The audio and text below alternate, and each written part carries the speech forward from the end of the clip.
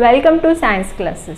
तर 10th स्टँडर्डच्या first chapter ग्रॅव्हिटेशनचे आपण numerical solve करत होतो एक्सरसाइजमधले. ओके, त्यातले 2 न्यूमरिकल्स आपण सॉल्व केलेले याच्या अगोदरच्या व्हिडिओमध्ये, त्याची लिंक तुम्हाला वरती दिलेली आहे.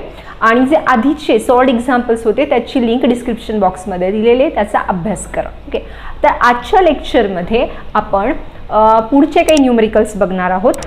तर पहिलं जे न्यूमरिकल आहे आपण आज बघणार आहोत, तर ते फ्री फॉलचे जे न्यूमरिकल्स होते जे आधीच्या व्हिडिओमध्ये आपण घेतले, हे त्याच टाईपचं न्यूमरिकल आहे त्याच्या आणि सोपं आहे, त्याच्यामुळे आपण हे आता घेऊन टाकू.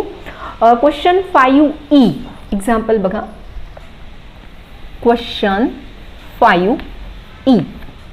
ओके, एक्झाम्पल मी रीड करते, तुम्हाला फळ्यावर येईल. A ball falls off a table and reaches the ground in 1 second. एक बॉल आहे जो टेबलवरून खाली पडलाय आणि जमिनीवर 1 सेकंदात खाली पडतो. Assuming g is equal to 10 meter per second square, calculate its speed on reaching the ground and height of the table. तर तुम्हाला त्या वस्तूचा काय काढायचं आहे, बॉलचा स्पीड आणि जमिनीवर पडता असताना त्याची हाईट म्हणजेच तुम्हाला डिस्प्लेसमेंट काढायची. ओके, आता आपण इथे बघणारे गिवन काय दिलेले तुम्हाला गणित कळालं. एक बॉल आहे जो असा साधारणपणे बघा असा टेबल असेल, या टेबलवरून समजा आपण असा जनरल एक डायग्राम काढते मी, तर असा टेबलवरून हा बॉल खाली पडतोय. आता टेबलवरून खाली पडल्यावर बॉल ॲट रेस्ट असणार आहे u. So u is equal to 0 आहे पहिलं. काय येईल याचं, u is given as 0 metre per second. Again काय दिले तुम्हाला, इट रीचेस द ग्राउंड, जमिनीवर पोहोचण्यासाठी it takes 1 second. So takes 1 second and the value of g we have to taken as 10 meter per second square. g ची value किती घ्यायला लावलेली आपल्याला, 10 मीटर पर सेकंड स्क्वेअर. तर टू फाइंड काय ते बघा आपल्याला. आधी टू फाइंड काय काढायचं आहे आपल्याला, v फायनल व्हेलॉसिटी काढायची आहे आणि हाईट म्हणजेच डिस्प्लेसमेंट काढायची आहे आपल्याला. आता इथे नीट बघा, आपल्याला 3 इक्वेशन्स माहित आहे. v is equal to u plus gt because it is a fall. So s is equal to ut plus 1/2 at square and v square gt square घ्या, v square is equal to u square plus 2gs. Okay, तर आपण आता इथे बघा आपल्याकडे u आहे g ची value आहे, t पण आहे. मग आपण विल यूज फर्स्ट इक्वेशन. मग आपण आता काय घेणार आहे सोल्युशनमध्ये, फर्स्ट इक्वेशन घेणार आहे. v is equal to u plus G T. आता v काढायचं आहे, u किती आहे 0 इंटू प्लस साईन घ्या, g ची व्हॅल्यू किती आहे 10 metre per second into time 1 second. So v ची व्हॅल्यू 0 प्लस 10 म्हणजेच v is equal to 10. That is v is equal to 10 meter per second. So the velocity when the ball reaches the ground, जमिनीवर पोहोचल्यावर तर velocity 0 होणार, पण जमिनीवर पडेपर्यंत final point पर्यंत त्याची जी फायनल velocity आहे ती किती मिळते त्याला, 10 मीटर पर सेकंड. आता आपल्याला काय काढायचं आहे, आपल्याला s ची व्हॅल्यू म्हणजेच आपल्याला बॉल ची जी किती डिस्प्लेसमेंट आहे, जमिनीपासून बॉल टेबलवर किती उंचीवर आहे म्हणजेच त्याची डिस्प्लेसमेंट काढायची. आता आपल्याला डिस्प्लेसमेंटचे ह्या दोघांपैकी कुठलाही फॉर्म्युला वापरला तरी चालतो. मग आपण जो इझी आहे तो सेकंड फॉर्म्युला इझी आहे, थर्ड पण इझी आहे, पण मग आपण सेकंडच फॉर्म्युला घेऊ. काय फॉर्म्युला आहे बघा, second ut is equal to 1/2 gt square. Second बघा, s is equal to ut plus 1/2 gt square. आता u ची व्हॅल्यू किती आहे 0, व्हॅल्यू पुट करा, टाइम 1 सेकंड प्लस 1/2 g ची व्हॅल्यू आहे 10 1 स्क्वेअर. ओके, मग 0 0 1/2 10 इंटू 1 स्क्वेअर, 1च येणार, एकाचा वर्ग 10 1 10. आता मग हे काय येईल 10/2, कारण 0 ची व्हॅल्यू कट होईल, किती येणार 5. s इज इक्वल टू 5 म्हणजेच s is equal to 5 metre. आता आन्सर्स काय येतील मग? त्यांनी काय प्रश्न विचारलेला आहे बघा. It's speed on reaching the ground. मग the speed of ball on reaching ground. किती स्पीड आहे बॉलला? 10 मीटर पर सेकंद. आणि सेकंड काय आहे? The height of the table. The height of the table is the displacement of that ball. म्हणून height of the table is equal to 5 metre. So this is the final answers. आता हे गणित same free फॉलच्या इक्वेशन्सवर आहे, हे लक्षात घ्या. तुम्हाला हवा असेल तर स्क्रीनशॉट काढून घ्या. Okay.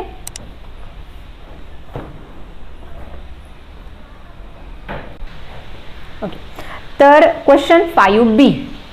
The radius of planet A is half the radius of planet B. If the mass of A, that is planet A, is ma, what must be the mass of planet B so that value of G on B is half that of its value on A. आता आपण यासाठी काही terms आधी समजून घेणार आहे. गणित थोडं ट्रिकी आहे, सोपं आहे. तर बघा, आपल्याला काही टर्म्स बघायचे आहे. 2 प्लॅनेट्स दिलेले आपल्याला, प्लॅनेट A आणि planet B. Okay. Planet A याचं मास आपण घेणार ma. प्लॅनेट B चं मास काय लिहिणार? mb. रेडियस सोपं आहे, मग तुम्हाला लगेच लक्षात येईल. ra rb. ग्रॅव्हिटेशनल ॲक्सेलरेशन किंवा ॲक्सेलरेशन ड्यू टू ग्रॅव्हिटी काय घेणार तुम्ही? Gravitational acceleration. इथे काय येईल? ga आणि प्लॅनेट बी चं काय येईल? gb. आता ह्या झाल्या टर्म्स ज्या ह्या गणितामध्ये यूज होणार आहेत आणि ज्या आपल्याला बेसिकली काय लागतील? क्लिअर लागतील. म्हणजे कसं होतील? आपल्याला बाकीच्या सगळ्या टर्म्स लक्षात येतात. गिवन काय दिलेले आपण बघू. गिवन दिलेले तुम्हाला रेडियस ऑफ प्लॅनेट A म्हणजेच RA is half the radius of planet B RB upon 2. Planet A ची रेडियस प्लॅनेट B च्या रेडियसच्या निम्मी आहे, म्हणजे हाफ आहे. आता हे आपण कसं लिहू शकतो? Therefore, RB is equal to 2RA. बघा, RA RB च्या निम्मा आहे, म्हणजे RB RA च्या डबल आहे. ओके. हे कसं आलंय हे लक्षात घ्या. हा 2 इकडे भागिले, तो इकडे जाताना गुणिले झाला, म्हणजेच RB ची व्हॅल्यू RA च्या डबल आली, कारण आपण ही गणितात यूज करणार आहे. अजून एक गोष्ट दिलेली आपल्याला त्यांनी की GB is equal to 1/2 GA. Planet A वरचं जी ग्रॅव्हिटेशनल ॲक्सेलरेशनची किंवा ॲक्सेलरेशन ड्यू टू ग्रॅव्हिटीची जी व्हॅल्यू आहे, G ची व्हॅल्यू, ही प्लॅनेट A च्या हाफ आहे. हे प्रत्येकाच्या क्लिअर पाहिजे. हे क्लिअर असेल तर तुम्हाला गणित पूर्ण समजेल की GB is equal to 1/2 GA. आता व्हॉट इज G? G म्हणजेच ॲक्सेलरेशन ड्यू टू ग्रॅव्हिटी. याचा फॉर्म्युला काय असतो? Capital G into mass of that planet upon r square, that is square of the radius of the planet. planet च्या radius चा square. आता आपण GA ची value काढू. GA is equal to capital G mass of planet A upon RA चा square, radius of planet A याचा square. Similarly आपण आता GB ची व्हॅल्यू काढू. GB is equal to capital G mass of planet B upon radius of planet B RB square. आता RB ची value किती आहे ते बघून घ्या. 2RA. आपण ही व्हॅल्यू RB च्या जागी ठेवणार आहोत. नीट बघा. GMB अपॉन आर बीच्या ऐवजी तुम्ही काय लिहिणार 2RA स्क्वेअर इक्वल टू 2 चा स्क्वेअर 4 RA चा स्क्वेअर RA स्क्वेअर म्हणजेच काय होईल हे GMB mass of planet B upon 4RA square. हा 4 कुठून आला तर 2 चा square 4 RA square RA square. 2RA कुठून आले RB होतं इथे तर आपण इथे आपल्याला जे गिवन होतं त्याच्यानुसार RB ची व्हॅल्यू थोडीशी चेंज केली म्हणजे RB is equal to 2RA. आपल्याला दिलेलं होतं RA is equal to RB upon 2 आपण RB is equal to 2RA कारण इथेच एवढाच ट्रिकी पॉइंट आहे. आता आपल्याला माहिती आहे की GB ची व्हॅल्यू दिलेली आपल्याला बघा GB is equal to 1/2 GA. G ची व्हॅल्यू प्लॅनेट A च्या G च्या व्हॅल्यूच्या हाफ आहे. आता इथे आपण यांचे फॉर्म्युले ठेवणार आहे GMB upon 4RA square equal to 1/2 into GA बघा काय GMA upon RA square. Okay आता आपल्याला फक्त मास ऑफ प्लॅनेट बी काढायचे. आपण इथे लिहायला पाहिजे होतं की नाही टू फाइंड काय काढायचं होतं आपल्याला टू फाइंड मग ते लिहायचं राहिलं की मग आपला गोंधळ होतो. इथे राहून गेलेले बघा मास ऑफ प्लॅनेट बी काढायचं. मग मास ऑफ प्लॅनेट बी काढायचं होतं MB तर आपण ह्या सगळ्या व्हॅल्यू इक्वल टू च्या बरोबर चिन्हाच्या पलीकडे घेऊन जाऊ. मग कसं येईल इथे 1/2 ॲज इट इज राहील. दिलेल्या व्हॅल्यू ज्या आहे ओरिजिनल गणितात त्या पण ॲज इट इज लिहा. आता इनटू हे 4RA स्क्वेअर जे डिनॉमिनेटर मध्ये म्हणजे छेदामध्ये आहे ते आपण वरती म्हणजे अंशात किंवा न्यूमरेटर मध्ये नेऊ. मग इथे लिहू 4RA स्क्वेअर आणि हा G जो न्यूमरेटर मध्ये होता तो डिनॉमिनेटर मध्ये जाईल म्हणजे छेदात जाईल. ज्या सारख्या टर्म्स आहेत न्यूमरेटर डिनॉमिनेटर मध्ये वर किंवा खाली त्या कट होतात.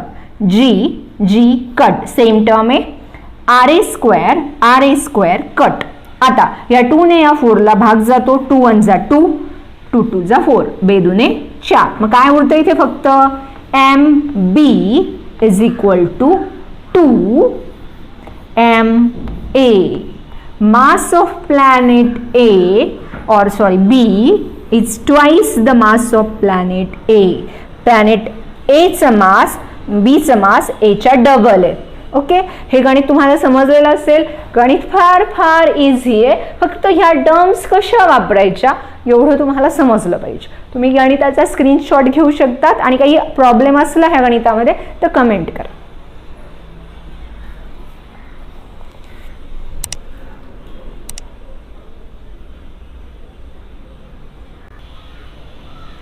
क्वेश्चन 5C आपण बघणार आहोत. The mass and weight of an object on earth are 5 kg and 49 Newton respectively. एक वस्तू आहे जिचं पृथ्वीवरती मास 5 kg आहे आणि वेट 49 न्यूटन्स दिलेलं आहे. What will be their values on the moon? मग या दोघांच्या मास आणि वेटच्या त्या वस्तूचं मास आणि त्याचं वेट यांचं चंद्रावर म्हणजे मूनवर व्हॅल्यूज काय राहतील आणि assume that the acceleration due to gravity on the moon is 1/6 of that on the earth. आणि मग ॲक्सेलरेशनची जी ॲक्सेलरेशन ड्यू टू ग्रॅव्हिटी म्हणजे जीची जी व्हॅल्यू आहे ती मूनवरती पृथ्वीच्या 1/6 आहे आणि ती तुम्ही ॲझ्युम करायची. मग आता बघा आपण कुठलं गणित सोडवतोय क्वेश्चन 5C. काय गिवन आहे आपल्याला ह्या गणितामध्ये एक ऑब्जेक्ट दिलेलं आहे. Given mass of an object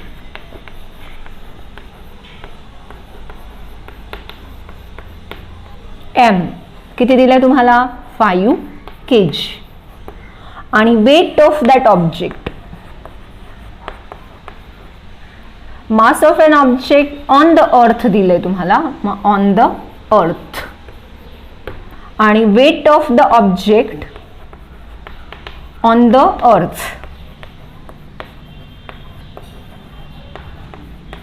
आता इथे तुम्ही ME लिहू शकतात म्हणजे क्लिअर होतं आणि इथे तुम्ही WE लिहू शकतात weight of the earth weight on the earth 49 newton. शिवाय तुम्हाला G on the earth GE is equal to 9.8 metre per second square ही व्हॅल्यू तुम्हाला घ्यायची आहे आणि तुम्हाला जी एम पण दिलेला आहे, तुम्हाला ॲझ्युम करायला लावलेला आहे, तो आहे 1/6 into 9.8 metre per second square. हे कॅल्क्युलेशन करून घेतलं, डायरेक्टली 6ने 9.8ला डिवाइड केलं तरी चालतं, किंवा आपण डायरेक्टली ॲज इट इज गणितातच करू, ते जास्त सोपं पडतं. सोल्युशन त्याच्या आधी आपण 2 फाइंड करून घेऊ. काय काढायचे तुम्हाला? Mass of the planet on the moon, mass on the moon, mass of the object, mass on the moon, आणि weight of that object on the moon, weight on the moon. म्हणजेच तुम्हाला वाटलं तर तुम्ही इथे एम एम लिहू शकतात question mark, आणि इथे डब्ल्यू एम लिहू शकतात वेट ऑन द मून. आता सगळ्यात महत्त्वाच्या काही गोष्टी क्लिअर पाहिजे की मास ही एक युनिव्हर्सल कॉन्स्टंट व्हॅल्यू आहे. मास पूर्ण युनिव्हर्समध्ये कुठेही बदलत नाही. मग आपण इथे काय लिहू शकतो? Mass is constant everywhere in the universe, everywhere in the universe.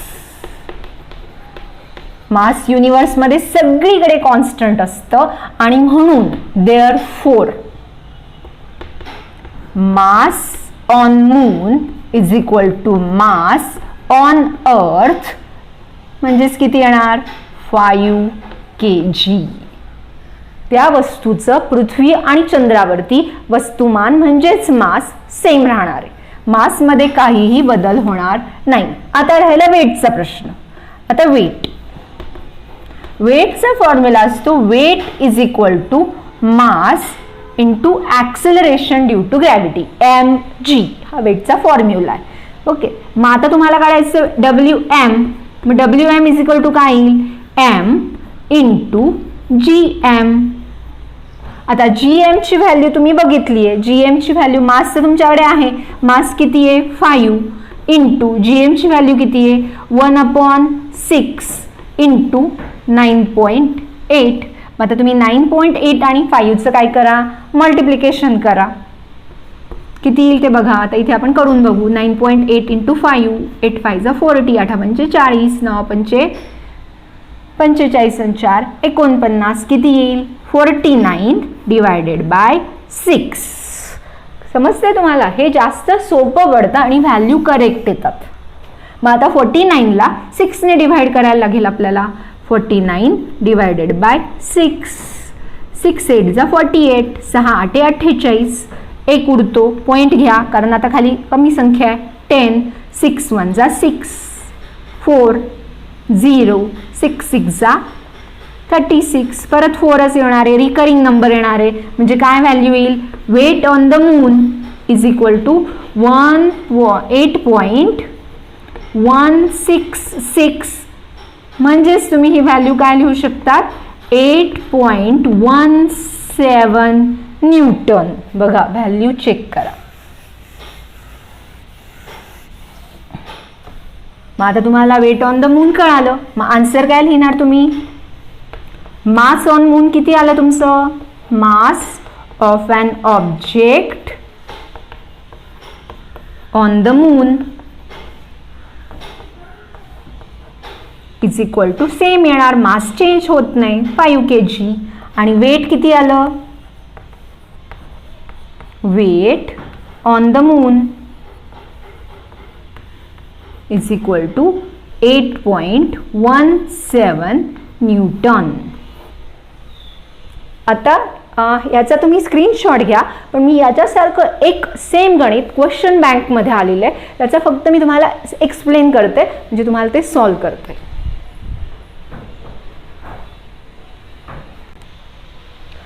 तर मार्च 2021 मध्ये गव्हर्नमेंटने जी क्वेश्चन बँक दिलेली होती सायन्ससाठीची, त्याच्यामध्ये हा एक क्वेश्चन आलेला होता बघा.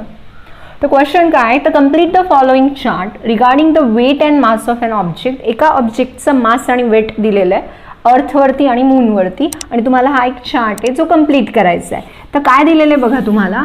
अर्थवरती मास दिलंय एक्स आणि मूनवरती मास काढायचं आहे. आता आपण बघितलं की mass is a universal constant value. Mass युनिव्हर्समध्ये कुठेही चेंज होत नाही. मग जर एखाद्या वस्तूचं अर्थवर मास एक्स असेल तर मूनवर मास काय आलं पाहिजे?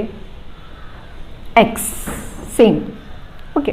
आता मूनवर तुम्हाला वेट दिलेलं आहे. मूनवर वेट वाय. आपल्याला काय माहिती आहे की मूनवर जीची व्हॅल्यू पृथ्वीच्या 1/6 टाइम. मग ते उलटं होईल. जीची व्हॅल्यू मूनचे अर्थची जीची व्हॅल्यू आहे ती मूनच्या 6 टाइम्स आहे. 6 पट जास्त आहे. मूनची 6 पट कमी आहे, अर्थची 6 पट जास्त आहे. मग जर मूनवरती त्याचं वेट वाय असेल तर आपण मिस्टेक काय करू शकतो? आपण y/6 लिहू शकतो. लिहू शकतो का? कारण आपल्याला सारखं सांगितलेलं असतं की मूनवरती 1/6 आहे, मूनवरती 1/6 आहे. मूनवर 1/6 येणार, नॉट ऑन अर्थ. अर्थवर 6 टाइम्स वाढणार आहे, म्हणून इथे 6y येईल. गणित नीट समजून घ्या, सोपं आहे. 2 मार्काचे 2 ठिकाणी फक्त नंबर्स लिहायचे होते. 2 मार्क्स क्वेश्चन होता हा. आता उरलेल्या सगळ्या गणितांचे अजून 2 एक्झाम्पल्स न्यूमरिकल्स राहिलेले जे आपण पुढच्या व्हिडिओमध्ये बघू. तोपर्यंत आधीच्या सगळ्या एक्सरसाइजचा न्यूमरिकल्सचा अभ्यास करा. काही सजेशन असेल तर तुम्ही कमेंट करा. Good bye.